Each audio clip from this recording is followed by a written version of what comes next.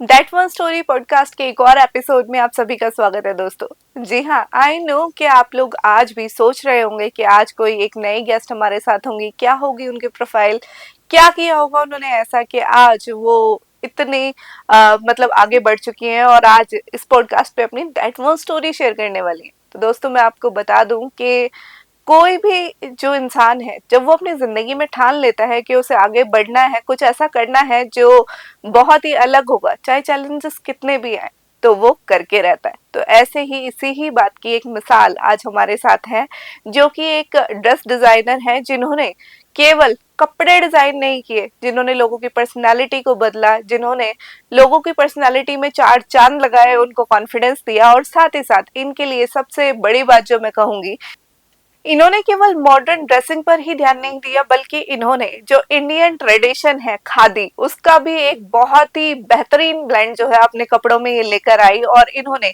किस तरह से फैशन को सस्टेनेबल फैशन बनाना है उस पर ध्यान दिया। तो आई नो अगर आप यमुनानगर से हैं तो आप समझ ही गए होंगे हम किसकी बात कर रहे हैं। जी हाँ, हम बात कर रहे हैं मीतू सलूजा जी की, सची सबरी से। तो मैम आपका बहुत बहुत स्वागत है हमारे पॉडकास्ट पर। थैंक यू सही साझा रेडियो का भी बहुत बहुत धन्यवाद मुझे यहाँ बुलाने के लिए। तो मैम कैसे हैं आप? बहुत बढ़िया, बहुत अच्छा। तो आज आपकी दैट वन स्टोरी मैं सुनना चाहूंगी, हम सभी सुनना चाहेंगे जितने लोग हमें सुनने वाले हैं। तो सबसे पहली बात आती है, जैसे आज जो मीतू सलूजा है उनको सभी लोग जानते हैं, और सजी सवरी जो आपकी का इनिशिएटिव है इसको भी सब लोग पहचानते हैं। लेकिन यहाँ तक आने के लिए बहुत मेहनत लगी होगी, मैं समझ सकती हूँ। और वो जो मेहनत है वो बहुत चैलेंजेस के साथ भी आई होगी। तो वही आपकी स्टोरी आज मैं चाहती हूँ कि आप सभी को बताएं। तो सबसे पहले बताएं कि आपका बचपन कैसा रहा? मेरा बचपन बहुत बड़े परिवार में हुआ। बहुत बड़ा फैमिली थी हमारी। और जैसे कि पुराने पंजाबी लोग होते हैं, सही मीडियम क्लास के लोग थे सभी। और बचपन में एक सपना देखा करती थी अपने दादाजी को देखते हुए कि मैंने उनके जैसे बनना है, उनके जैसे कुछ काम करना है। तो बस उन्हीं के उसी हिसाब से मैं देखती, वही लीडरशिप देखती थी, वही उनको काम करते हुए देखती थी, उनको खादी पहनते हुए देखती थी। तो वही सोचकर मैं बड़ी हुई और बहुत छोटे एज में मेरी मैरिज हो गई। जी। और मैं मैरिज होकर यहाँ यमुनानगर आई वही सपना लेकर। मैंने बीए तो किया था, बीएड भी किया था, लेकिन बहुत छोटी एज में सब कंप्लीट कर लिया था। यहाँ पर आकर यहाँ पर भी बहुत मीडियम क्लास था। और मैं, जब आप सोच भी नहीं सकते, जब मैं आई थी यहाँ पर तो घूंघट की प्रथा थी। ओके। तो हम लोग सिर पे एक पल्ला रखते थे, घूंघट रखते थे। और अगर हमारा घूंघट सरक जाता था तो हमें डांट भी दी जाता था कि ओके। धीरे धीरे सब समय बदला, काफी कुछ चेंज हुआ। पढ़ने का बहुत मन था। तो मेरे ससुराल वालों ने पढ़ाया भी, मेरे हस्बैंड ने मेरा साथ दिया। हाँ, हम्म। साथ साथ में ये भी कहा कि अपना बहू का कर्तव्य मत छोड़ना। जी। तो आप सोच भी नहीं सकते कि मैंने किस ढंग से पढ़ाई की। मैं पूरा परिवार का काम खत्म करके 12 से रात को 5 बजे तक पढ़ती थी। ओके। और फिर 2-3 घंटे सोती थी। फिर अपना जैसे घर का काम, फिर कॉलेज जाना, ऐसे ही कुछ किया। सो समझ ही सकते हैं कि जब जैसे कि मैंने पहले इनके इंट्रोडक्शन में भी कहा कि जब आप कोई बात ठान लें तो आप करके रहते हैं। तब भी जब आप मतलब आपने जैसे स्टार्टिंग बताई कि घूंघट वाला दौर था, जिस टाइम पर घूंघट निकालना होता था, और वो घूंघट से आज बिल्कुल फैशन इंडस्ट्री की तरफ, मतलब इतना बड़ा स्विच है ये। सो आसान तो नहीं रहा होगा। तो इनिशियली आपको मतलब इसको आपने ऑप्ट करने की कैसे सोची, कैसे सोचा कि आप एक ड्रेस डिजाइनर बनेंगी? बिकॉज जैसे आप मुझे अपनी स्टडी बता रहे हैं, that is also in BEd, तो कभी जो सिंपल प्रोफेशन है लाइक टीचिंग या इस तरह का नहीं सोचा कुछ? नहीं नहीं, मुझे हमेशा क्रिएटिविटी की प्रति ध्यान था कि मैं कुछ क्रिएटिव करूं। वो तो एक बेसिक थी एजुकेशन। आपको बताऊं कि हमारे अंदर ही सब कुछ ही होता है। बचपन में मैं अपने गुड़िया गुड्डों के साथ खेलती थी। उनकी, मेरे पूरे क्लैन में ये था कि सबसे अच्छे कपड़े यही पहनेगी। मैं शुरू से ही, मैं नहीं, अपने पूरे क्लैन के भी कपड़े डिजाइन करती थी बचपन ओके। से ही। ओके। तो वो मन मन में था कि मैंने कुछ करना है। तो यहाँ पर आई तो यहाँ मुझे textile designing and fashion designing दोनों करने का मौका मिला। ओके, आपने फिर कोर्स किया है यहाँ फिर पर? दोनों कोर्स किए मैंने यहाँ पर, और मैं यहाँ ग्रेट। पर टॉपर रही।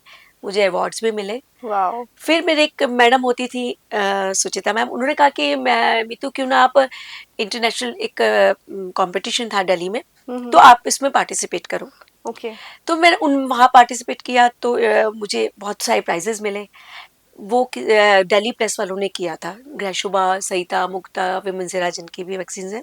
ओके। फिर वहाँ पर मुझे जो प्राइजेस मिले, तो वो मुझे इतने प्राइजेस मिले कि हर साल मुझे प्राइज मिलते थे, और जिन कंपटीशन में मैं पार्टिसिपेट करती थी, एक टाइम पे मैं उनकी जज बन वाओ। गई। तो ऐसा कुछ हुआ, और साथ में फिर मैंने मैगजीन्स में अपने डिजाइन देने शुरू किए। और सबसे ज़्यादा प्रॉब्लम्स मुझे ये तब आई कि वहाँ पर छोटे शहरों को एंटर करने नहीं दिया जाता था। मेरा ओके। नाम तो देते थे, लेकिन मेरे शहर का नाम नहीं देते थे। ओके। तो मैं उनसे कहती थी कि आप मेरे जगाधरी यमुनानगर शहर का नाम दीजिए, तो वो कहते नहीं, ऐसे हमारी मैगजीन्स की टीआरपी में फ़र्क पड़ेगा।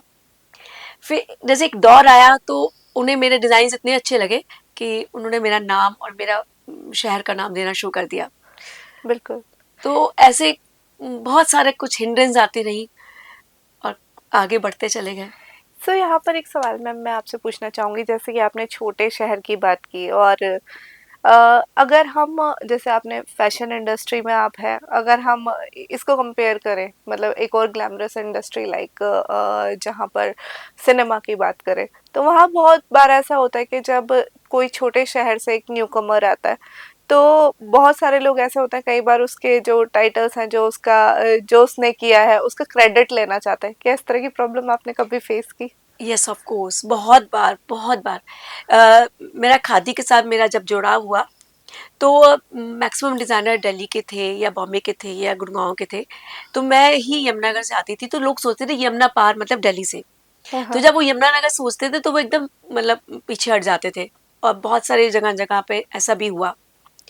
लेकिन मैंने अब ठान लिया कि मैंने अपने काम करना ही है तो करना ही है, तो जब मन में ठान लो ना, तो आदमी वो कर लेता है। तो मैंने पता नहीं बीसियों चक्कर काटे होंगे दिल्ली में, कि अपने डिज़ाइन ले जाकर कि आप मेरे डिज़ाइन देखिए, आपको बहुत मैं अच्छा आपको सर्विस दूँगी। मैं बहुत कुछ किया। तो जी। धीरे-धीरे जब उन्हें लगा कि ये तो सचमुच में काम करना चाहती है, और एक टाइम ऐसा भी आया कि मैं नंबर 1 पे रही वहाँ, कुछ टाइम तो, ग्रेट। क्योंकि दिल्ली में भी सबसे ज़्यादा मेरा ही काम मतलब माल की बिक्री होती थी खादी में। तो अगर हम मन में ठान लेते हैं, तो छोटा शहर या बड़ा शहर पीछे हट जाता है। हाँ, लेकिन हम जब छोटे शहर से होते हैं, तो हमें थोड़ी-सी ज़्यादा मेहनत करनी पड़ती है। इनफैक्ट मुझे 4 गुना ज़्यादा मेहनत करनी पड़ी।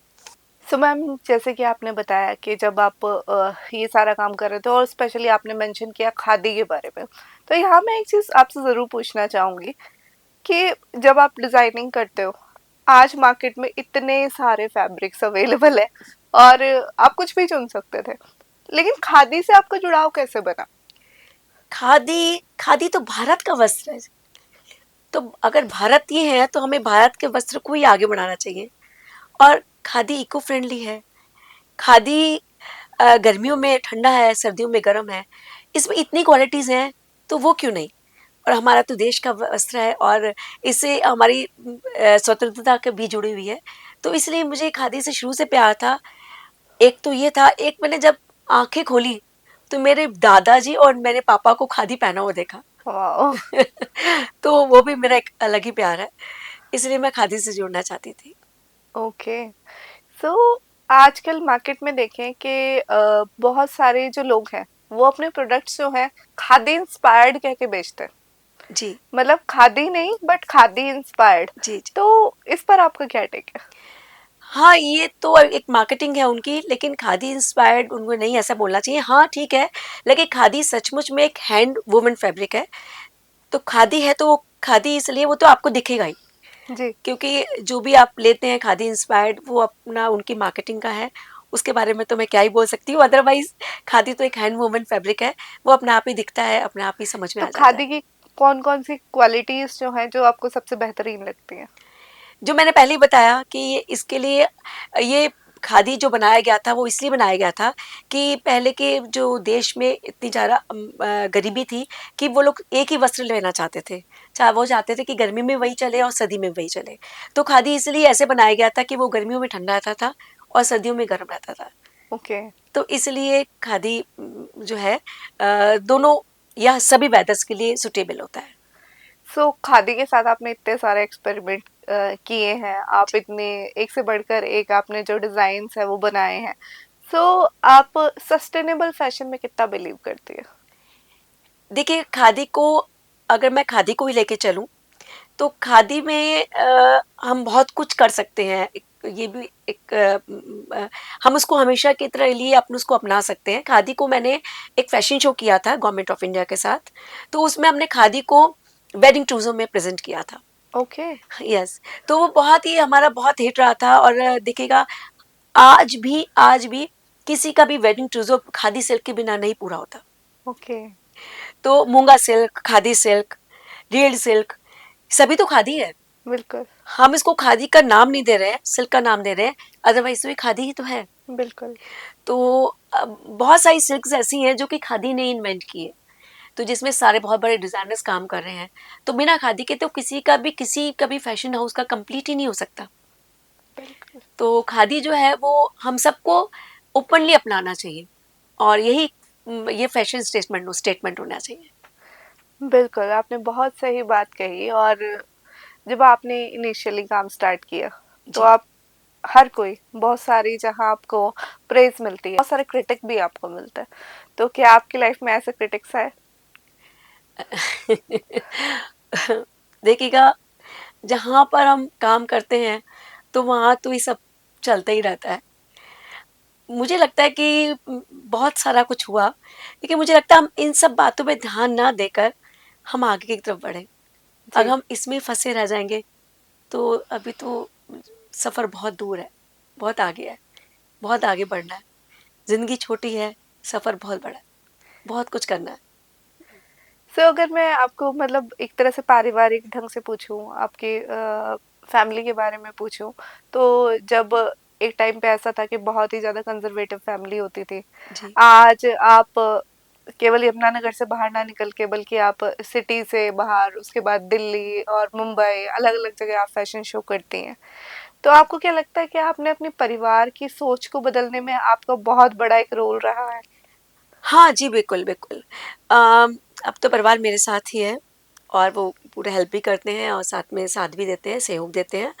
और मैं आगे की जनरेशन की जो मेरी डॉटर इन लॉ है, वो भी मैं उनको वैसे ही बेटी की तरह ही समझती हूँ। बोलने के लिए नहीं, कहने के लिए नहीं, मैं सचमुच में वैसे ही करती हूँ कि जैसे कि मैं चाहती थी। जी। तो मैं सबको ये भी बताना चाहती हूँ कि आप जैसे आप चाहते हो वैसे ही आगे आप बिहेव करो, ओके। और वैसे ही सहयोग दो। जी। तो बिल्कुल परिवार साथ देता है, और मैं सबको अपील करती हूँ कि आप सब लोग भी एक दूसरे का साथ दीजिए। जी। सो मैम, जैसे आपने अपना सफ़र तय किया, बहुत ही इंस्पायरिंग सफ़र है आपका।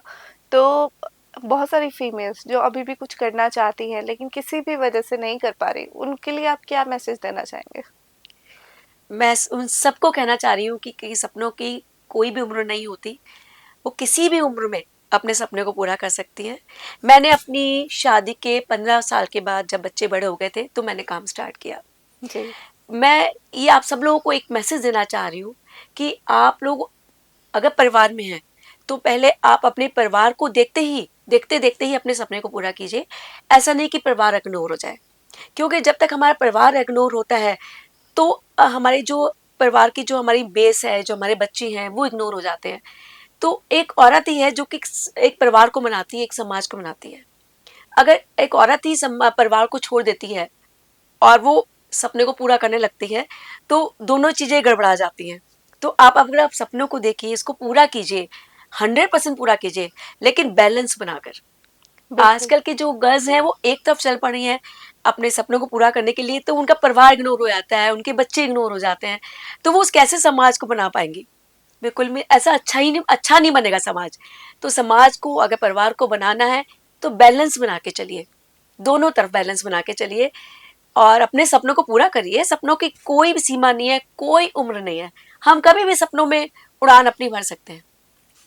बिल्कुल, बहुत सही बात आपने कही और ये बहुत ज़रूरी भी है कि आप ध्यान रखें, बिकॉज़ जब हम आज मीतू जी को देखते हैं, जैसे आप मेरे सामने अभी मुझे साक्षात दिखाई दे रही है, तो जब आप हम ऐसी पर्सनैलिटी को, ऐसी फीमेल्स को सामने देखते हैं, तो कई बार लोगों के दिमाग में क्वेश्चन ज़रूर आता है कि इनको घर की कोई रिस्पॉन्सिबिलिटी कैसे होगी, ये खुद अपने आप को इतना मेंटेन रखते हैं, आपने अपने आप को बहुत मेंटेन रखा हुआ है, आप थैंक क्लोथिंग पर यू। बहुत ध्यान देते हैं।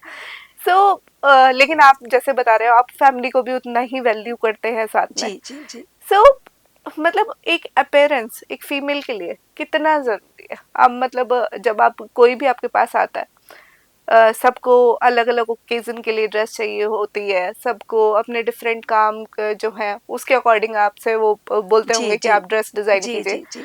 तो सही ड्रेस एक फीमेल के लिए कितनी इम्पोर्टेंट है? ठीक है, सही ड्रेस जो होती है मेरे हिसाब से कॉन्फिडेंस। ओके। जो कॉन्फिडेंस के साथ पहने वही सही ड्रेस है। हाँ, थीम के साथ चलती हैं ड्रेसेस, बहुत कुछ होता है, हर थीमेटिक चलती हैं, हल्दी के लिए, मेहंदी के लिए, सबके लिए अलग थीम्स हैं, लेकिन सबसे पहले होता है कॉन्फिडेंस। आप कॉन्फिडेंस के साथ जो भी ड्रेस वियर करेंगे वही सुंदर है, वही ओके। खूबसूरत है। सो कभी ऐसा हुआ मैम, मतलब आप भी हर तरह का डिजाइनिंग करते होंगे, आजकल का जैसा मॉडर्न एरा है, तो अब जैसे पहले हम पूरा फुली कवर्ड कपड़े पहनते थे, जी जी जी अब चीजें चेंज हो रही है। जी जी। Now we are going to the fashion industry, yes fashion yes. में बहुत चीजें चेंज होती है। जी। तो कभी ऐसा हुआ कि आपने कभी किसी क्लाइंट को कोई ड्रेस सजेस्ट की, बट क्लाइंट कहते हैं इट्स टू बोल्ड? नहीं नहीं, एक्चुअली क्या है, जब भी मेरे पास कोई क्लाइंट आते हैं तो मैं फैमिली बैकग्राउंड जरूर पूछती हूँ, ओके। उनका सिटी पूछती हूँ, और वो जहाँ कहाँ से रहते हैं, तो उसी के हिसाब से मैं उसके अकॉर्डिंग डिज़ाइन करती हूँ। जैसे कोई बॉम्बे से रहता है तो बॉम्बे का हमें पता होता है कि क्या कल्चर है, दिल्ली से रहता है जस्ट तो उस हिसाब से पता होता है, चंडीगढ़ का मुझे पता है कि किस ढंग से है, अगर कोई पॉलिटिशियन होते हैं तो उनका हमें पता होता है, जो अगर किसी विलेज से आते हैं तो हम पहले उनका बैकग्राउंड जरूर पूछते हैं, तो उस हिसाब से उनको डिज़ाइन करके देते हैं। सो फीमेल के कपड़ों को देख के बहुत बार उसके जो है कैरेक्टर की जजमेंट की जाती है सोसाइटी के अंदर। तो आप ऐसे लोगों को क्या कहना चाहेंगे, मतलब आपकी खुद की सोच क्या है, क्या जो फीमेल्स का कैरेक्टर है उनके क्लोथिंग से डिसाइड किया जा सकता है या नहीं? नहीं, बिल्कुल भी नहीं। मैं एक मैसेज भी देना चाहती हूँ कि बहुत ज़्यादा एक्सपोज़र करने से आप खूबसूरत नहीं होते। बिल्कुल। आप एलिगेंट पहने और तभी अब आप खूबसूरत लगेंगे। आप किसी भी बड़ी सेलिब्रिटीज़ को देखेंगे, वो बहुत ज़्यादा एक्सपोज़ नहीं करेंगे। जैसे आप फैशन और एक्सपोज़र अलग-अलग हैं। आप ये नहीं कह सकते कि जो एक्सपोज़ कर रहा है कि वो फैशनेबल है, और जो फैशनेबल है वो एक्सपोज़ नहीं कर रहा तो वो फैशनेबल नहीं है। ऐसा कुछ नहीं है। जो भी हम कॉन्फिडेंस के साथ पहनते हैं वो फैशनेबल है। जी। तो एक्सपोजर और फैशन का एक अलग अलग है, वो पार्ट ही अलग अलग है। कई लोग देखिएगा, आप कितनी अच्छी सेलिब्रिटीज होती हैं, वो कितने सुंदर ढंग से साड़ी पहनती हैं तो वो कितनी स्मार्ट लगती है, वो हमारे माइंड में रहती है। कई कुछ सेलिब्रिटीज होती हैं बहुत एक्सपोजर करती हैं लेकिन वो हमारे माइंड में नहीं रहती। तो बिल्कुल। हम ये टोटल अलग है, ये चैप्टर ही अलग है, फैशन और एक्सपोजर को हम मिला नहीं सकते। और आपने इस बताया कि एक्सपोजर जो करती हैं या उनका हम करेक्टर पे कर सकते हैं, नहीं ऐसा कुछ नहीं। ये अपना अपना माइंड सेट है। आप जो भी पहने कॉन्फिडेंस के साथ पहने वही आपको सूट करेगा, वही हम सबको अच्छा लगेगा। बिल्कुल। तो दोस्तों जैसे मैम ने बताया कि बहुत ज़रूरी है कि जो भी आप वेयर करें विद कॉन्फिडेंस वेयर करें, और सबसे पहले अपने कंफर्ट का भी ध्यान रखें। एंड सबसे ज़्यादा इम्पोर्टेंट एक चीज़ और भी हो जाती है कि आप कौन सी ड्रेस कौन से ओकेजन पे पहन रहे हैं, यस। किस जगह पे पहन रहे हैं, और किस सोसाइटी के बीच पहन रहे हैं। जी जी जी शायद जैसे कि आपने कहा कि जब आप ड्रेस डिज़ाइन करते हैं तो पहले आप उनका बैकग्राउंड पूछ लेते हैं वो कहाँ से है। जी जी। शायद वो चीज़ जब आप गोवा पहनने जाएँ तो वो बहुत ही नॉर्मल लगे। वैसे यस बट यस यस। अगर आप वो किसी छोटी सिटी में कंपैरेटिवली पहने तो वो चीज़ उतना अच्छी वो ड्रेस ना लगे, कंफर्टेबल ना लगे। तो बहुत ही इम्पोर्टेंट है, बहुत सारे फैक्टर्स प्ले करते हैं इन चीज़ों में भी कि किस तरह की आप ड्रेस जो है कहाँ पर पहन रहे हैं, किस ओकेज़न पे पहन रहे हैं, तो उसका ज़रूर ध्यान रखें। सो आजकल बहुत सारी फीमेल्स हैं मैम, जी जो अपने घर में, परिवार में, बिजनेस में, जॉब्स में इतना ज़्यादा बिज़ी हो जाती हैं, इतना ज़्यादा बिज़ी हो जाती हैं कि वो सब कुछ कर रही हैं। जी सोशल भी वो आउटगोइंग है, वो घर पर भी जो है अपना पूरा दे रही है, 100% दे रही है, लेकिन इस बीच में अपने आप को भूल जाती है। जी, बिल्कुल। कई बार आप देखते हैं कि जॉब पे वो इस तरह से आते हैं सुबह के, बस वो किस तरह से रश में वो तैयार हुए होंगे कि एक हाथ में जो है अपना एक टाइप से झोला है और दूसरे टाइप से वो निकल रहे हैं, बस all the time in rush. जी, जी। तो उनके लिए आप क्या कहना चाहेंगी, मतलब अपनी अटायर पे, अपनी ड्रेसिंग सेंस पे ध्यान देना कितना जरूरी है और वो उनकी लाइफ को कैसे चेंज करता है? जी, सबसे पहले तो मैं आप सब लेडीज़ से, सब प्यारी सखियों से, सब बहनों से, सब बेटियों से कहना चाहूँगी कि खुद से प्यार करो। आप खुद से प्यार करोगे तभी आप सबको प्यार दे सकोगे। अपने आप को देखो, शीशे में थोड़ा देख लिया, अपने आप को देखो कि आप कैसे दिखते हो, आपको कैसे पहनना चाहिए। जैसे आप अपने आप को पसंद करते हो, अपने आप को देखना चाहते हो, वैसे ही आप परिवार को बनाओगे। तो अपने लिए ज़रूर टाइम निकालो, चाहे वो 10 मिनट के लिए सही। अपने आप को देखो और तभी आप पूरे सारे अच्छे से काम कर सकोगे। तो मैं यही कहना चाहूँगी कि आप खुद से प्यार करो। सो बिल्कुल। और जैसे कि मेरा सेकंड क्वेश्चन था, आपको लगता है कि जो फीमेल जैसी दिखती है उसका उसके कॉन्फिडेंस पे कितना फर्क पड़ता है? जैसे कि मैं एक फैशन डिज़ाइनर हूँ, तो अगर मैं अच्छे से कपड़े नहीं पहनूँगी, तो मैं दूसरों को क्या पहनाऊँगी? एक मैं बिल्कुल। इंसिडेंट बताती हूँ। एक मैं बस चंडीगढ़ से क्लाइंट आए, तो एक वो बुटीक पे जाते थे चंडीगढ़ में। उनका बहुत जाना-माना बुटीक था, तो वो एक बार मेरे पास आए, तो कहते कि वो बहुत जाना-माना बुटीक है, लेकिन वो खुद अच्छे नहीं कपड़े पहनती। ओके। तो उसका बहुत ज़्यादा इम्पैक्ट पड़ता है क्लाइंट्स के ऊपर। कहते बिल्कुल। आपको देख के लगता है कि आप जो पहन रहे हो वही हम पहनेंगे। बिल्कुल। तो कभी-कभी तो ऐसा होता है कि लोग मेरे ही कपड़े कहते हैं कि आप यही दे दो हमें। तो बहुत बार हुआ, एक बार नहीं बहुत बार हुआ है कि आपने जो साड़ी पहनी हुई है यही हमें दे दो। तो उस टाइम आपने आप क्या करते हैं? दे देती हूँ। तो ठीक है, ये तो मेरा प्रोफेशन है। अगर उन्हें माइंड नहीं था तो मैं दे देती हूँ और ओके। मैक्सिमम टाइम ऐसा होता है। तो अगर आप जो खुद अच्छा पहनोगे तभी आप लोगों को अच्छा पहना सकते हो। अगर आप खुद अच्छा सब दिखाओगे, देखोगे, अपने आप को अच्छा दिखाओगे, अपने आप को सुंदर रखोगे, अपने आप को मेंटेन रखोगे, तभी आप अपने परिवार को भी मेंटेन रख सकते हो, उसको भी प्यार दे सकते हो। बिल्कुल। और आप ही की बात से मेरे दिमाग में एक और क्वेश्चन जो आया है, कई बार ऐसा होता है कि जब आप किसी सोशल गैदरिंग में जाने लगे हो, तो आजकल जो ट्रेंड फॉलो करने का एक जो बहुत बड़ा एक तरह से ट्रेंड ही मान लीजिए कि जो जी, भी कोई ट्रेंड चल रहा है, जी, जी, इस तरह की क्लोथिंग चल रही है तो सब उसी को फॉलो करते हैं कि नहीं भाई आज ये वाली चीज आउटडेटेड है, ये वाली चीज ट्रेंड में है तो हमें ऐसा पहनना चाहिए। और कई बार सिचुएशन ऐसी होती है कि जब आप सोशल गैदरिंग में है, वो बिल्कुल आपको हूबहू ड्रेसेस कितनी सारे लोगों ने पहनी होती है वो दिख जाता है। तो उस टाइम पर आपको क्या लगता है कि आप ट्रेंड के साथ चलना ठीक है या फिर आपकी अपनी एक यूनिक पर्सनालिटी, एक यूनिक ड्रेसअप होना चाहिए? देखिए ये तो भेड़-चाल है। मेरा मानना है कि हम भेड़-चाल की तरफ ना जाकर वही ड्रेसेस पहने, वही ड्रेस पहने जो आपको सूट कर रही है। जी।